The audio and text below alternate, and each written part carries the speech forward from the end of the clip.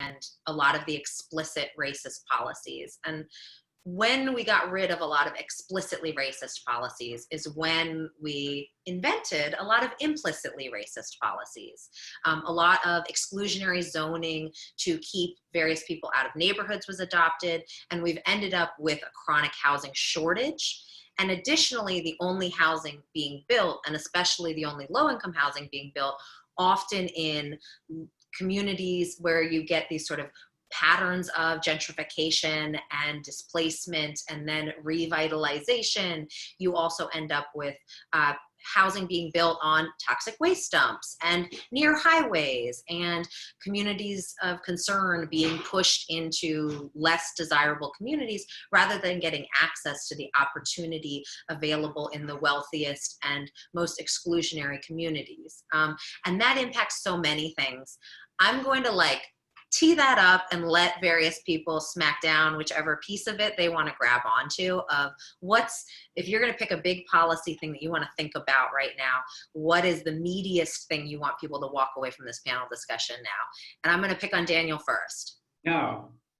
No? I was going to say, get rid of the suburbs. That is probably super controversial. Yeah, I think that as we've been trying to attract neighbors back to move back to the hood with us, there's always conversations like, well, what about the schools? The school systems ain't that good where you live or where y'all trying to move to, or where are the amenities? Like, there's no coffee shop around. Like, where am I going to get groceries?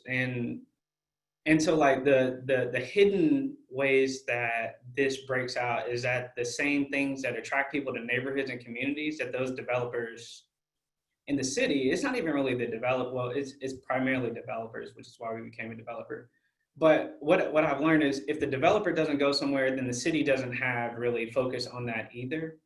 And so even where investment dollars go, I served as a public commissioner for 8 years, just watching how these things happen behind the scenes. And every time we did a report on funding that was through tax breaks, our district had maybe $1 million or $2 million, and every other district surrounding us had over $100 million of investments that were going into their particular area. So it's where we pick to go to school at and eat and have a beer. Like, all those things are hidden, but they still affect us today.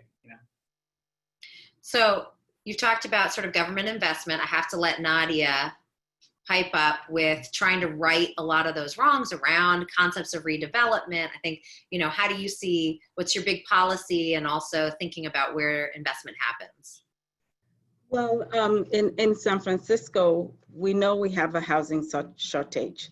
So from my point of view, it's how do we increase affordable housing at all levels and types that allows for stabilized housing cost, which also allows for wealth building and moving up the housing ladder as income increases. Because what happens is in times of when we're leasing up, we find out some people are over income, so they can't even qualify. So creating that level of diversity is interesting to me. And also trying to make sure that we increase our down payment assistance program so that we can allow for folks to own homes and maybe be more deliberate in terms of creating preferences for Black families, because we're not starting from the same level field. So allowing for that opportunity. We do have a down payment assistance program, but some are more efficient at accessing it than others. So how do we create training pipeline for them to access that? In addition, then one more thing, and and then really trying to eliminate and limit exclusionary zoning that prohibits multifamily housing, particularly in San Francisco where we don't have land. We should be able to build. We should adjust our zoning policies to allow for us to build more multifamily houses so we can have more supply. So Sean, you're sitting on the other end, kind of helping that individual try to enter the housing market. I think there are a lot of policies like the down payment assistance program that we've talked about. How do you see this kind of the shortage and sort of the difficulty in navigating it? Certainly it is difficult to navigate that whole process, but I think from my view, it really comes down to a personal policy of empowerment of yourself and your family and your local communities first. It's about prioritizing the dollars that you have in your pocket. If you want to travel, travel. If you want nice things, get nice things. If you want to start to build a solid foundation of wealth for you and your family, the information is there for how individuals can do that. And so that prioritization is a big deal. Also, I think it is making sure that we force our elected officials to listen to our specific needs, and maybe not just to listen, but to act on those specific needs. And then certainly it comes down to making sure that we are voting and putting pressure on these folks so that things are done. And then I think the final piece is, a lot of times it's easy to say, hey, this is the problem, it will never be solved. And I certainly get that it's not easy, but there are programs, as Nadia just described, for the down payment assistance. So get out there, find out where those programs exist, and participate. If there's new developments coming with affordable or accessible housing, go after it, get it. And then certainly make sure you have a plan in place once you acquire those pieces of property, that you can keep those in your family, and then access the knowledge to effectively take advantage of the tax implications and leave a legacy to your loved ones. So DJ, I mostly know you socially through Democratic Party politics. So I'm assuming you've got things to say, especially as Sean's saying, voters and connect with your local electeds. I don't know how political you want to get, but. No, I say we just get real. How about we abolish anti-racist policies? How about we abolish these anti-racist systems that we have? Why don't we start there, right? If we are sitting here continuously saying that these systems have been put in place to do what it's systemically have done for Black people and brown people and API folks, let's just get rid of it. And that's at the very macro level for me. I want to start there. Like, let's get rid of anti-racist policies, anti-racist systems. Sean touched on it for me in our organization, is it's also an educational piece. I really love hearing Nadia and Sean both speak about the down payment assistance programs that are there and that exist. I think there's like 4 here in San Francisco. How do we get those into the hands of our nonprofit organizations that are currently working with the people who are on the ground, right? If folks are already hesitant to go to our city systems to say, hey, can you assist me and help me? Because they have not historically for centuries. And we have folks that are in there that are trying to change things now, but we have folks that are on the ground working with people on a day-to-day basis that they can go to for some of this. And I think one of the things we see with Daniel and what he's doing in Kansas City is also allowing folks to take back their communities, right? If I was having a conversation actually earlier today, and as a Black man here in San Francisco, I sat down and said, I've been here for 10 years. I don't know how I would go outside of recruiting Black men and Black families to come to San Francisco, because what's here for them? There is no community that says, we want you here, you can thrive here, you can live here, you can raise your child here. That's just currently not what we're seeing, and it's happening across the nation. So I think until we really get down to, again, that educational piece, let's really dig in and have a conversation about the history. Let's really dig in about what's currently been done. And that's, to me, where we need to start, right? And being able to, again, utilize those folks within communities that community members trust to say, you can go to a young community developers and they'll help you with down payment assistance via a vehicle like an individual like Sean, who can create a plan for you, because it's all education. I don't even want to get started on the education system. We know what's going on currently right now, right? With the hubs that's supposedly taking place here in San Francisco. I'm going on a tangent, Laura, but we're talking about these hubs, and I'm sitting here, well, if that's necessarily the case, then I want to teach our Black and brown children the things that they did not learn in school. Let's learn about compound interest. Let's learn about how you go out and get a mortgage. Let's learn about your credit score. Let's learn about all these things you need to know to even get into affordable housing, right? If we're not teaching folks. So I get really amped up about this, and I have daily conversations, but that's where I'm at. We need to call things, we need to call spades and say this stuff is more than a bias. Some of this is just outright racist, and we need to abolish that, and we need to change that.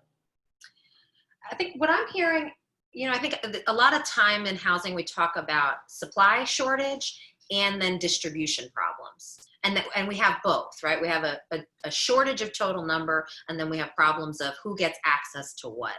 And because we have a shortage, we then create artificial gates on who gets access to what. One of them is what it takes to qualify to get into affordable housing and all the paperwork associated with that. And I mean, don't check my taxes, right? I'm not good at paperwork. And I maybe I'll call Sean after this. But, you know, I think this is, it's also, though, I've had a lot of privilege in my life. I have a lot of people who taught me how to do the minimum, and that is based on the access to generations of wealth building opportunities that other families were denied. I think I'm going to let that be I see Daniel, grab it. Yeah, I mean, we talk about a lot about, my wife and I, we kind of just sit up like, what are we doing? And a couple things that came out is that we have been living in a system that has defined our value. And we've allowed that system to define our value and what we can do, what is acceptable for us to invest in, what does the spreadsheet say is affordable or not affordable, or what is the Esri dot that you stick in the map and it draws a circle to say, well, there's not enough disposable income, so we're not going to build here. So as opposed to, trying to Band-Aid and piecemeal the current system to work in our favor, why not just create another system? Like, screw the system. And like, let's take the good of what we know and just move that into another room and just start there. Like I think about habits, and when you have a bad habit, you don't try to fix the bad habit, you just create a new habit. And then over time, that new habit kind of dominates. So why do we keep trying to like fix the old system in order to get it to work for us when we should have enough to just go create our own system? Yeah. So Nadia, I don't want to put you on the spot, but I'm totally going to.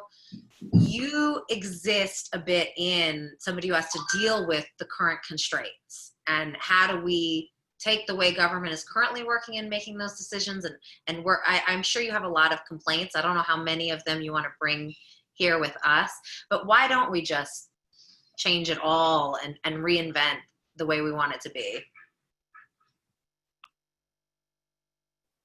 Because you'll still have the same existing ones. But I know from a government perspective, we're constantly, that's why I appreciate where I am in a city of San Francisco. We're constantly looking at ways to improve, and even as redevelopment, since we were part of some of the displacement, we're constantly taking corrective action. We understand that we're not moving fast enough, but we do have programs because we have resources, because of the way the projects are set up with a public-private partnership and with capital coming in, we're able to be more creative in how we structure our deals, as well as how we engage with the community and create opportunities, making sure there's schools, there's education, there's jobs, and so on. For more specifically, what we have in San Francisco is implementing the limited equity program that allows households between 75% area median income and 120% area median income to purchase homes within our portfolio, affordable housing portfolio, as well as in affordable housing program and inclusionary portfolio with our development partners. And what we do is we try to set the price so that it's affordable to the applicable area median income. And then what happens is, in most instances, we try to make sure it stays affordable in perpetuity.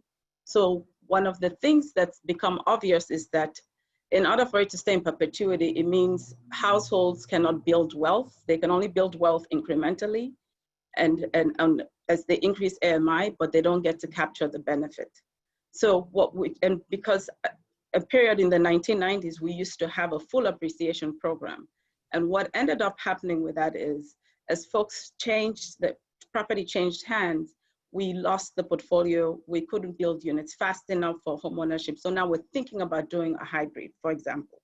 So for example, in the Shipyard, Candlestick Point, we do have homeownership component and rental as well. But in the workforce piece, there's potential for you to buy and hold and build wealth versus just having. So we're making incremental steps as we go, but it's not fast enough for folks, and we're not building enough to make a dent. but we are improving our policies in terms of acceleration of housing, improving permitting, creating more resources, training, and so on.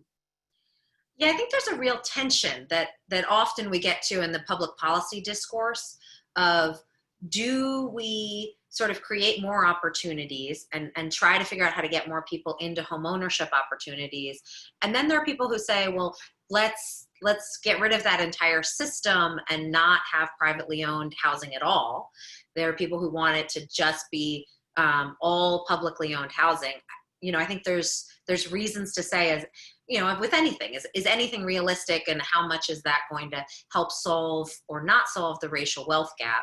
I know, DJ, you're kind of in a lot of these debates about, do we want social housing? Do we want public housing? Do we want nonprofit affordable housing? Do we want a lot of market rate housing? Do we want all of those things? I'm an all of the above person, but you've been in these debates where we go public land for public good, or do we do a complicated Nadia system where we get both more affordable and more market rate? These are complicated decisions. Yeah, no, I absolutely concur. I think they're very, complicated decisions, that necessarily need to be made. But I think it, again, the biggest thing for me is just going back and just looking at the history. I mean, I can only really speak for the sector of San Francisco that I spend the most time in here in District 10 and District 11, doing some stuff in District 6. But I mean, Laura, as you know, you look at the disproportionate amount of public housing that is, currently in these districts. And we had the redevelopment, and it's now OCII. So we've seen what didn't work, necessarily for that housing. And even as we move forward and start thinking about, mixed housing, it's really, to me in my conversations is about how do we make it proportionate just kind of across the city. I think there was a question that actually came up in the chat and asking how San Francisco how is San Francisco not anti-racist, or is San Francisco racist? And I'm saying the entire system, the fact that we have redlining that says this group of people is supposed to be in this area, and we're going to make loans that are only affordable for folks that are in that area. That's what we're truly talking about. So, I like you said, it's a very complex question. I really think it is a balance. It's a balance of all of it, and just trying to figure out how we can work best collectively together to get there. Sean, I'm sure you're on the ground as far as like the limits that affordable housing has. I mean, especially for Black families trying to build wealth. There's just this limit with affordable housing that you can get into affordable housing, but it's not going to be like, and even the below market rate ownership program is not true ownership. I don't know how I'm going to leave it up to you to sort of do that. I'll say it this way: absent the traditional ownership rights that you have in I'm going to say normal property or an unencumbered, or if you just go out and buy a house on the street. As I think about it from the point of view of wealth creation, when you understand the principle of step up in basis for a family, right? You say mom and dad or grandma and grandpa bought the house, they paid $200,000 for it. They both die and pass away, and then they leave it to you.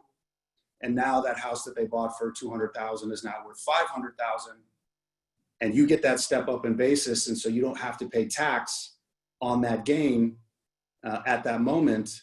That is extremely powerful. And so when you strip that away, that limits a family's ability or an individual's ability to build wealth. When you don't have the same access to the tax benefits, where now if you sell the property as an individual, you can exclude the first $250,000 from cap gains. If you're married, you exclude that first $500,000 from cap gains. If you strip that away, you're damaging a family's ability to build wealth.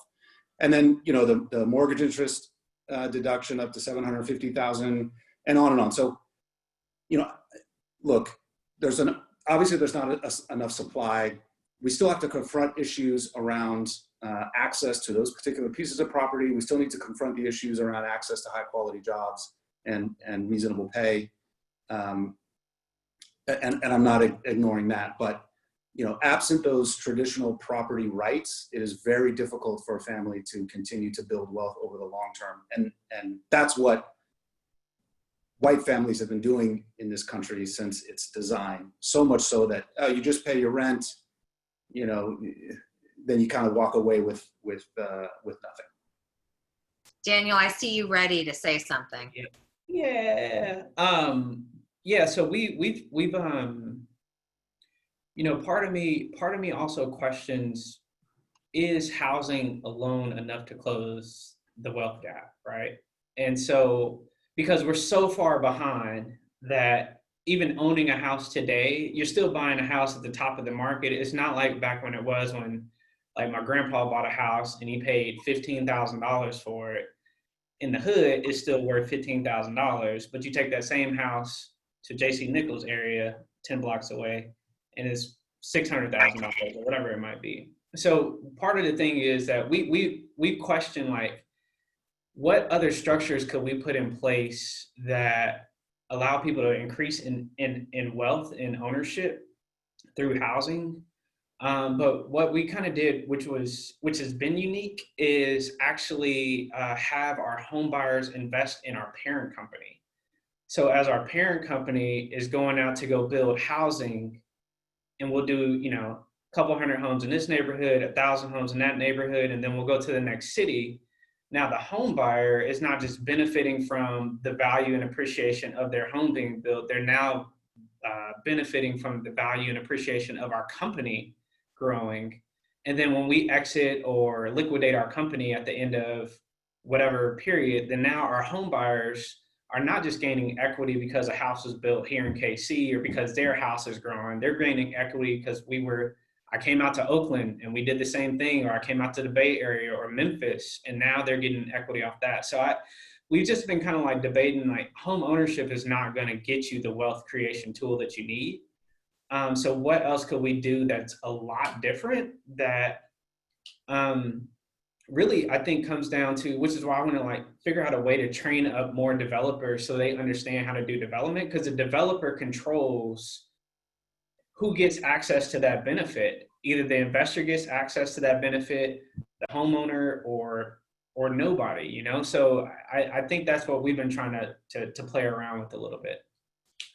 So big themes that are coming out that I hope we have individual panel discussions about each one of these, right? We've got shortage, we've got how a neighborhood is constructed and who gets to benefit from revitalization. We've got what makes for a whole neighborhood.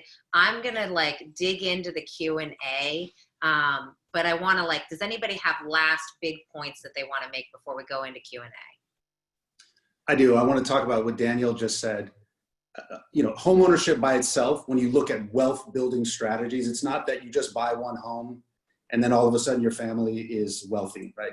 Number one, it's the business owners in this country who typically have made the most money and built the most wealth.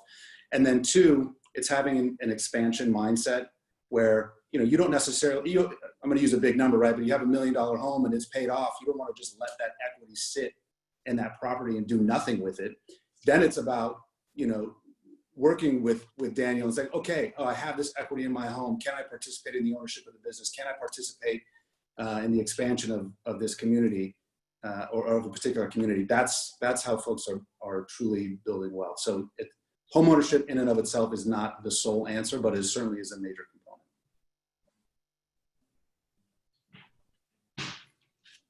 Nadia, DJ, Daniel, any more big points?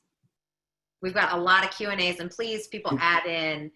Yeah, no, I see them coming in, and I don't want to take away from that, but I just want to, you know, make sure I continue to echo what Sean and Daniel are talking about, and Nadia, you know, definitely, you know, we know, and I know that's why as an organization, we really take this holistic approach, right? Just understanding that, you know, to get to generational wealth, you know, home ownership or property ownership is really just one part of it, right? I know one of the things that we really focus on, no matter what level it's at, is education is really that level playing field, whether it's in academia or it doesn't have to be academia. I mean, I know lots of individuals who are entrepreneurs who have been able to do extremely well themselves. And it's about how do we work collectively within our communities to also give that back to those younger generations that are coming after us.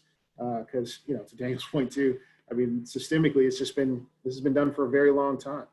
And to Sean's point, we don't just wake up tomorrow and say you own a home and now your next generation of your family is going to be okay. Like, absolutely not. So definitely want to key in on that.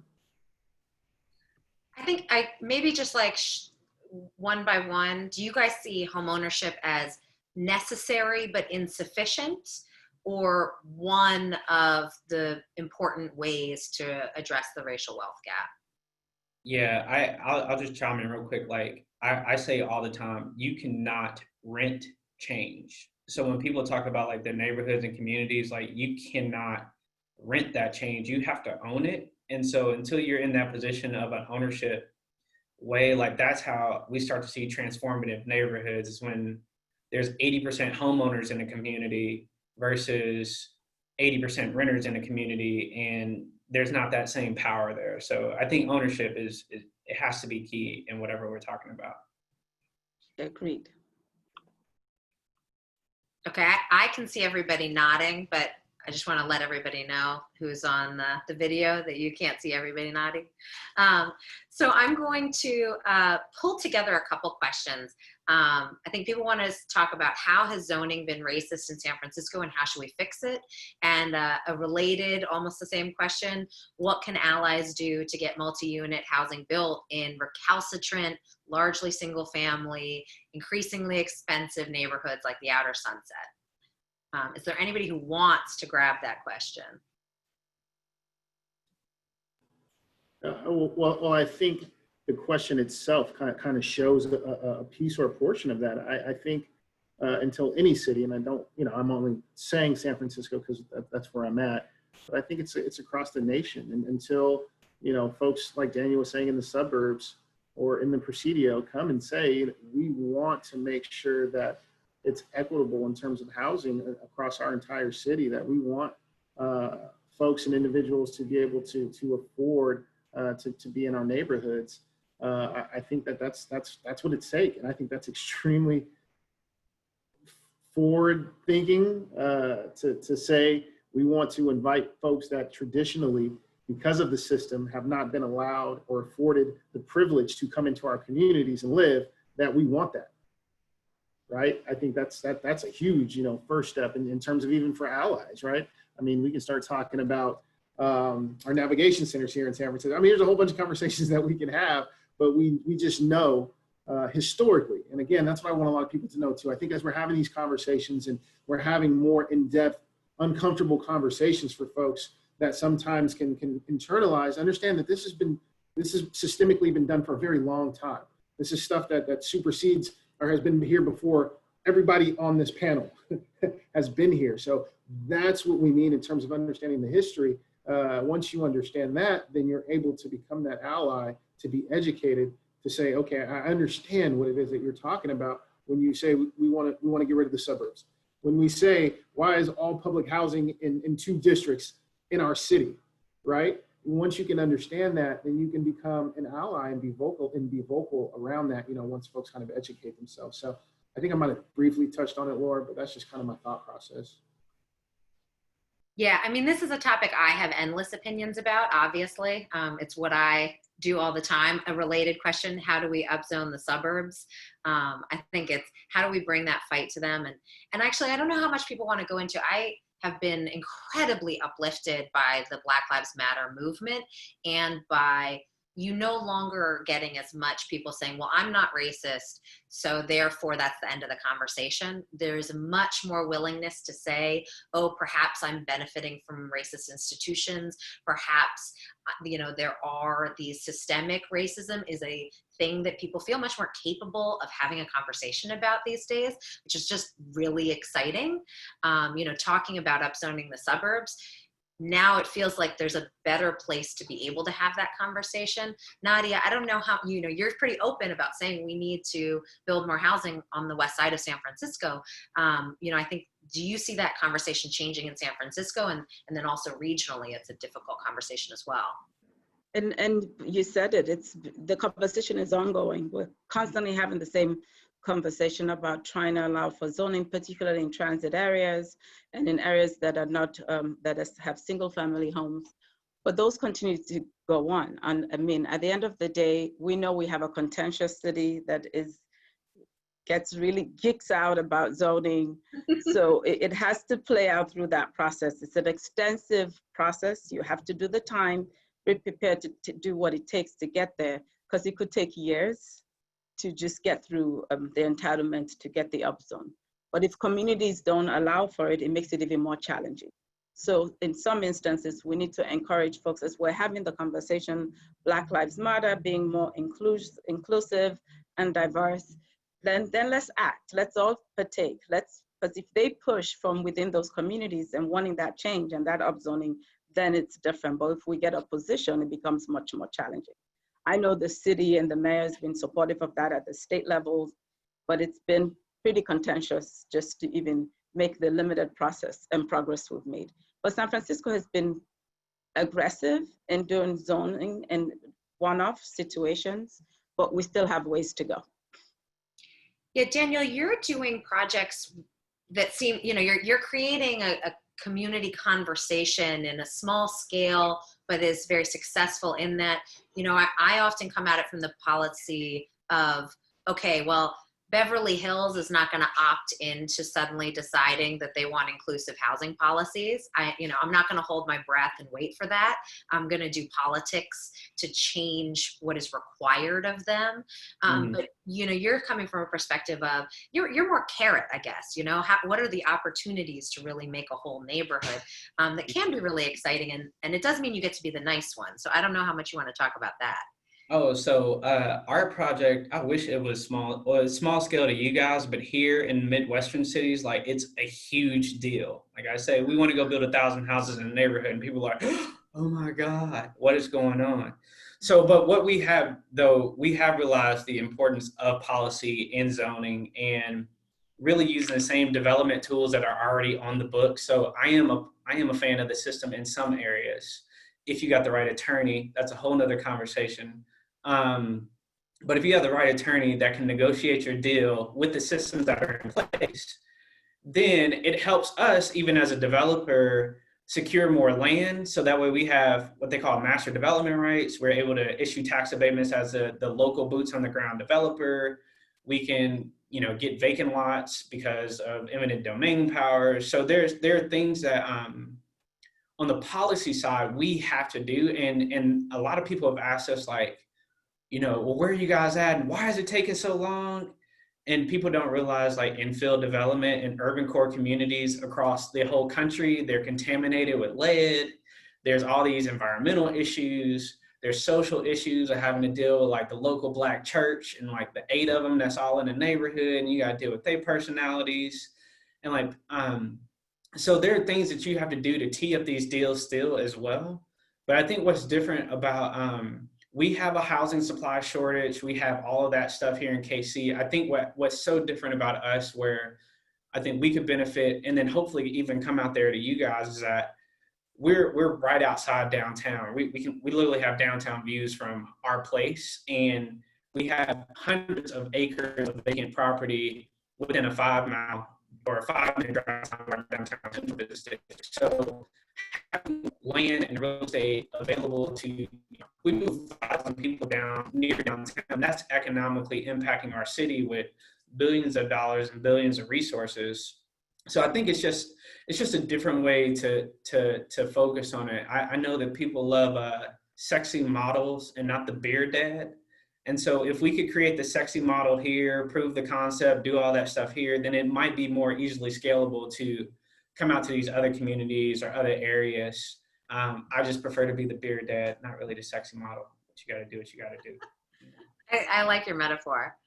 So I'm going to take us in a slightly different direction, but one that we've been kind of circling around is this big question from Zach Subin. Is it better to focus on inclusive access to home ownership, or to make renting secure and stop subsidizing home ownership and encourage exponentially increasing the house? There's a lot of policies we have that are designed to encourage home ownership and create a lot of tax benefits. So we want access to that, but also we maybe shouldn't be doing as much to make home ownership as valuable as it is. And I, as somebody, my family, at, you know, the number of homes that my extended family owns because of systemic racism, means that I am on the camp of we need to make it less valuable to own a home, but I don't want to pull up the ladder as people are starting to climb up those rungs. So Sean, you're on the ground.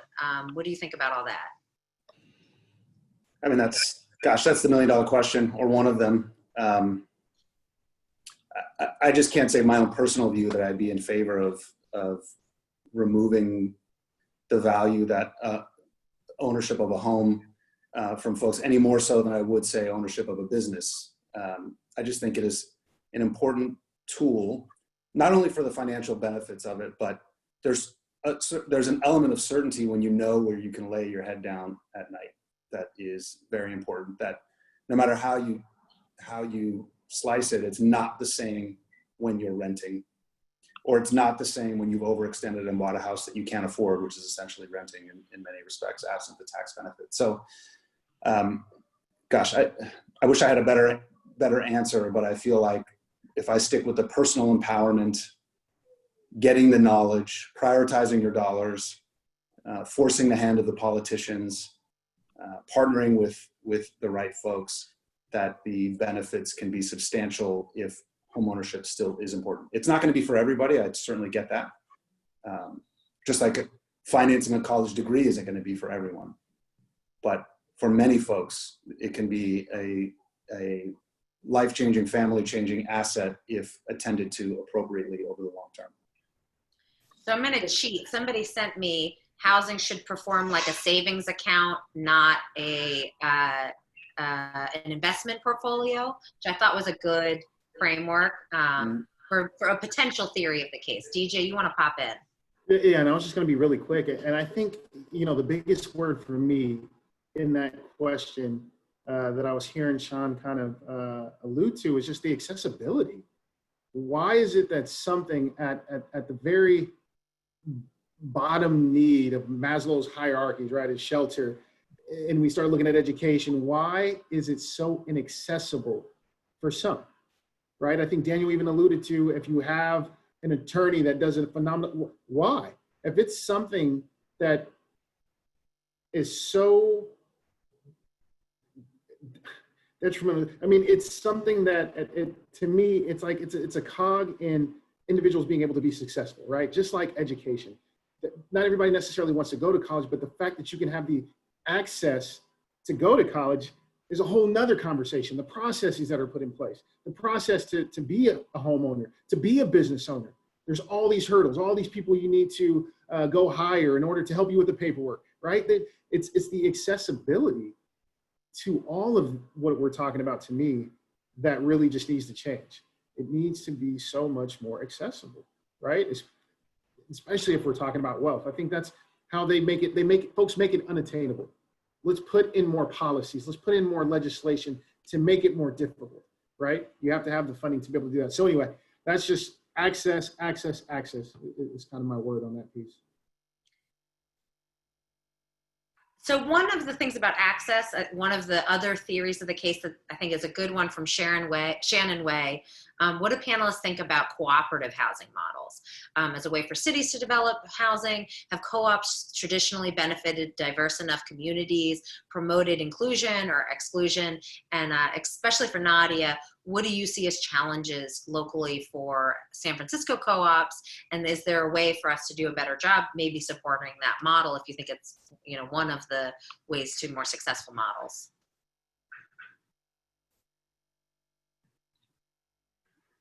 I don't have a co-op in my model. I know we have a handful in the city, but it's not very popular. But as we're talking about creating a toolbox and resources for everyone, we should incorporate that and do more due diligence to make sure that's available. We should be thinking more as a city to make sure all types of ownership, the co-op, the regular appreciation, or whatever it is, that we have a variety of those in our portfolio and inventory, so that it's available and accessible to folks. I think the complication, again, as DJ says, it's the paperwork, it's all the obstacle, Is the resources, the training that's needed?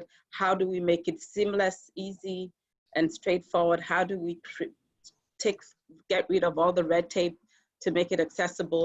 And how, as a city, we learn and see what else is working elsewhere. Because I know we're not, we don't have that much of a co-op, at least from a public ownership standpoint and portfolio management, but it's something we've been thinking about a lot. We do have a one or two that are in existence and what folks are requesting, but we're having the same conversations everyone's having. How can we improve?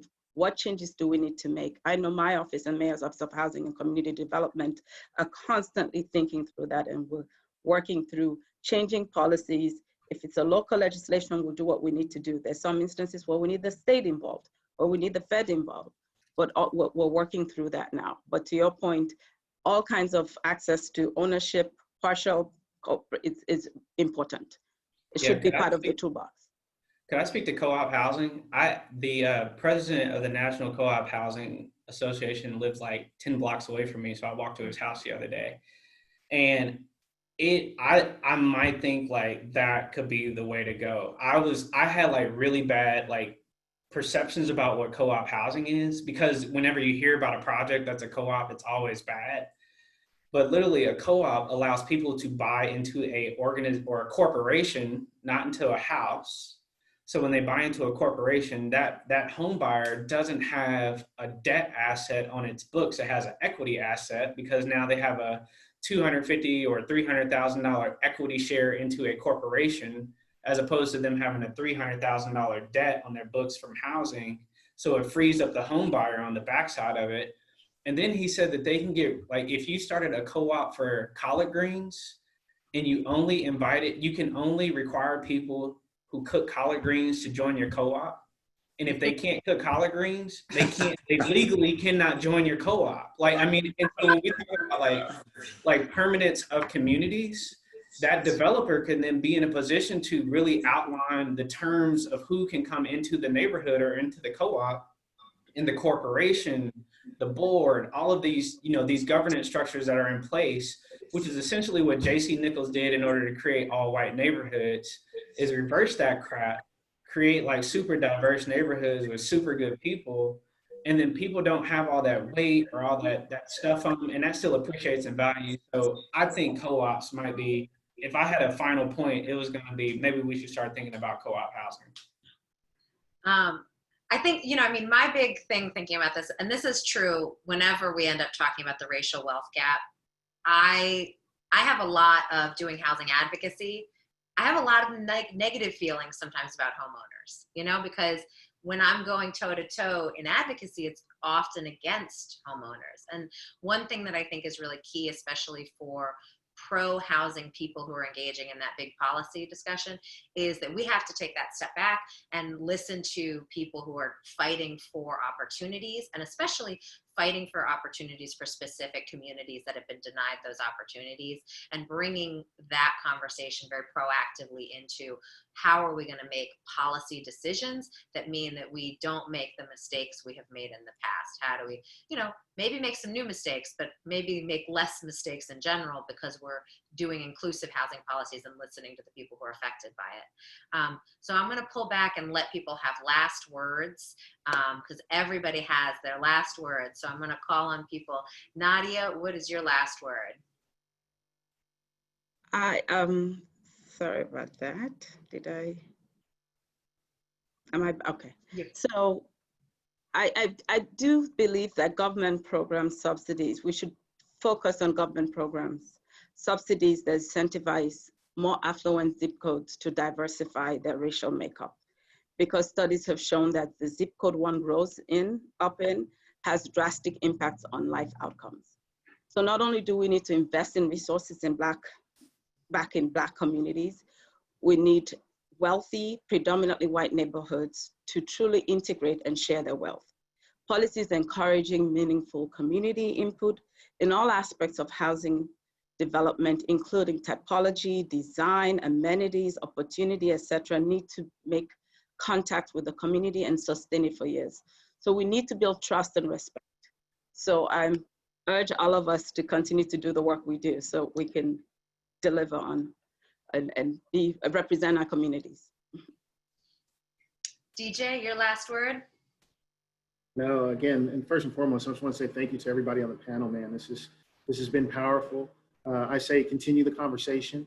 I think this is just one of many that needs to continue to happen. And I just want to say access and opportunity. When access meets opportunity, I think things are endless. And while we were talking about housing, as I've shared earlier, for me and my thought process and the work that we do, it's just one cog in a wheel to help break the cycle of generational poverty that's been systemically done to a lot of races. As I come here as a Black man, there's other races. I have friends that are Asian American, Latinx, that are white, that rent like I do here in San Francisco. So it's not just a Black or a brown thing, even though it's exacerbated in those communities, but it's about that opportunity and that access that I think that we all need to make it fair and equitable for us all here in the United States. Daniel, I'm gonna let you have a last word. Yeah, I would say become a developer.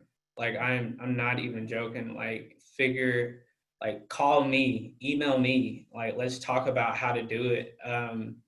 Because I think all the things that people want to change, either you are going to go change them as really a developer, or you will be at the whims of a developer's broken promises on every back end of every deal, where they got all these high lofty things, and then when the deal is done, oh, we ran out of money, or we don't have that policy, or oh, we can't do that now because we didn't do it. So I would encourage people to try to figure out, like, what does it mean to be a real estate developer in your community, whether you're starting really small on just like a single house or a single project or a single like duplex, but like you have to figure out how to be a developer to go rebuild your community and figure out how to change your neighborhood. Because it's really the only way that if you want to see permanent change, you have to create it. And those are the people who create it. Everybody else, city, government, investors, everybody else follows the developers, whatever they want to do. So become a developer. I'll teach you. Sean, I'm sure you're going to end us on a personal financial empowerment note. I don't need to say anything else. Yeah. At the end of the day, government programs and assistance programs are fantastic and we need them. But it's going to come down to what you decide to do as an individual. You know, prioritize your dollars, prioritize your votes. And you know, you can't rent change. I think that's the quote of the evening. And yeah, becoming your own personal developer. What a fantastic idea. And thank you for having me on this panel, and for DJ, Nadia, Daniel, and everyone, just fantastic ideas. I really hope to be able to continue the conversation. Yeah, thank you guys. Noelle, Laura, thank you. Thank you guys so much. Noelle, I'm going to hand it over to you. That was a great event, and yimbyAction.org/join. We're going to be talking more. Noelle, close us out. Yeah, I just want to thank everyone for joining us this evening. Laura, Sean, Nadia, Daniel, and DJ. I have to thank YIMBY Action and Young Community Developers for working with United Democratic Club tonight to organize this. I also want to quickly say, you can join United Dems by going to uniteddems.org. It's $20 to become a member. We also wanted to, it was so important for us to do this event because we're trying to just raise awareness and raise consciousness about historical kind of laws and public policy issues that have impacted Black Americans. And so when you think about what is really fueling the Black Lives Matter movement, which is, I believe, the reemergence of the civil rights movement. So we're witnessing this and experiencing this now in 2020, along with at the backdrop of COVID. It's really important for us to pay attention to our history, relearn it, and make sure that we don't make the same mistakes going forward. And so when you when you think about the programs that existed in the past to uplift white Americans, to give them those opportunities, economic opportunities for their families and socially as well, remember that African Americans were largely barred from that. And so I'm going to tee this up for November, Prop 209. When you think about, that and the importance of it being repealed, that's, yes, it's affirmative action, but affirmative action didn't start for Black Americans. The idea of affirmative action started to uplift and support white Americans. So I just want us to always contextualize, you know, a lot of the public policies and new laws and ballot measures that come out, and so that we remember, particularly when they will impact minority communities or low-income communities, or always have a more sensitive lens. So that's all I'll say about that. And then we also have an upcoming event on August 4th, how community factors impact public health in San Francisco. We'd love to have you all join again. It'll be via Zoom. So that's all we have for tonight. Thank you for staying a little bit later with us. We had over 100 people in the call tonight. And, you know, I really think there's so much more conversation that could be had, but I think we did such a wonderful job kind of hitting so many topics. So really thank you to Laura for being our leader and steward of the conversation. Thank you guys so much. Yes, thank you. Appreciate it.